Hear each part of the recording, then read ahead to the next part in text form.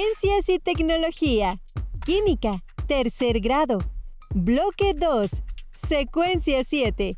Las sustancias y sus representaciones. ¿Por qué el hielo flota en el agua? ¿Por qué el hielo flota en el agua? El hielo también es agua y debería mantenerse en medio del vaso, ¿o no? Algunos objetos flotan en el agua porque tienen una densidad menor que ella. La densidad es la cantidad de masa en un volumen determinado. Por ejemplo, el centímetro cúbico de hierro tiene una masa de 7.8 gramos, el de aluminio de 2.7 gramos, el de agua de 1 gramo y el de la madera de pino de 0.5 gramos. Para calcular la densidad, se divide la masa entre el volumen que ocupa. De esta manera se puede ver que el hierro tiene una densidad de 7.8 gramos por centímetro cúbico, el aluminio de 2.7 gramos por centímetro cúbico, el agua de 1 gramo por centímetro cúbico y la madera de pino de 0.5 gramos por centímetro cúbico.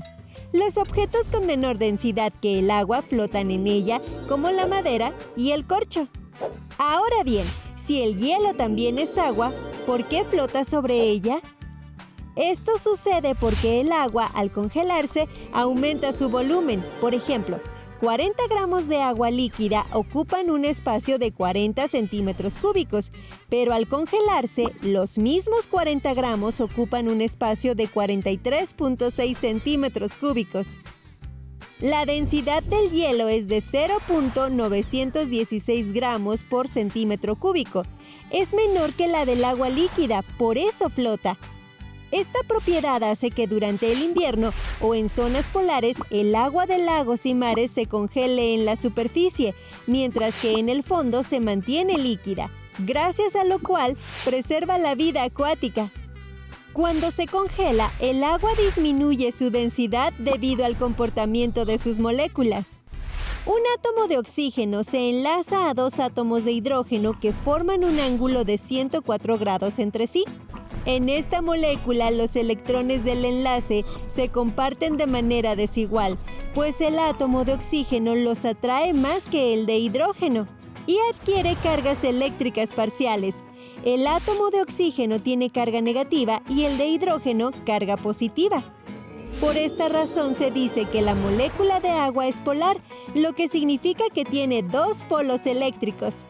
Esta característica afecta poco al agua en estado líquido, ya que las moléculas se mueven entre ellas en forma azarosa.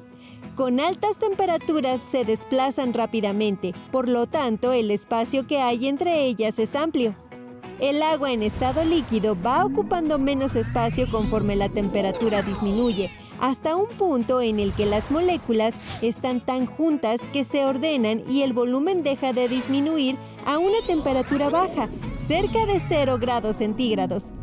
Cuando el agua se congela a los 0 grados centígrados, las moléculas toman posiciones fijas, dejando espacios mayores entre ellas y aumentando su volumen en 9% aproximadamente.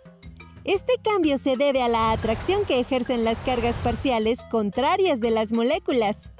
A esta unión entre las moléculas de cargas parciales se le conoce como enlace por puente de hidrógeno y se representa con unas barritas entre los átomos que se atraen. Debido a este enlace, las moléculas inmóviles se orientan de manera específica, dejando mucho espacio vacío entre ellas, dando lugar a una red molecular de estructura geométrica regular tridimensional.